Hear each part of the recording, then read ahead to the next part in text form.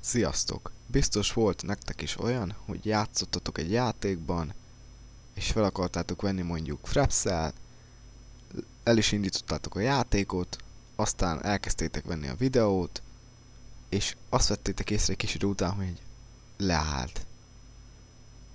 Megnéztétek, és miért állt le? Hát mert próbaverzió. Egy Gani 30 másodpercig vesz fel. Ebben a videóban bemutatom, hogy hogyan töltsétek le a Fraps full verziót, hogy ne álljon el 30 másodpercben. Itt lesz egy Mediafire link,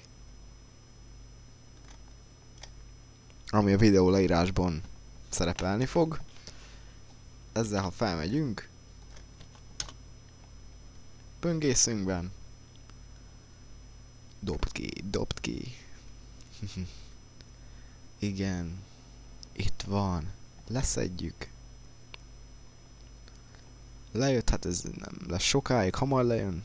Nem nagy, 2,5 mega, mint jól látszik. 2,1, hoppá. Le is jött. Ezek után Fraps. Feltesszük.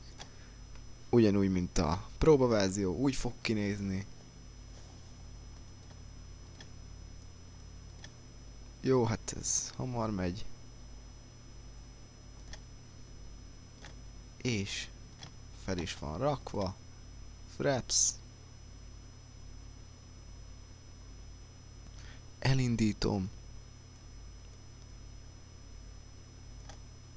És már itt látszik, hogy egyáltalán nem ugyanaz, mint a próbaverziónál, ami itt fogad minket, zöld hátteres mezőben.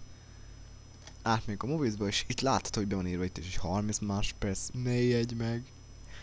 Ezt én fogom és átírom 645-re, meg 900-ra. És kész. Gondolom, annyi bőven elég. Na hát, ennyi lenne a videóm. Köszi, hogy megnéztél. Sziasztok!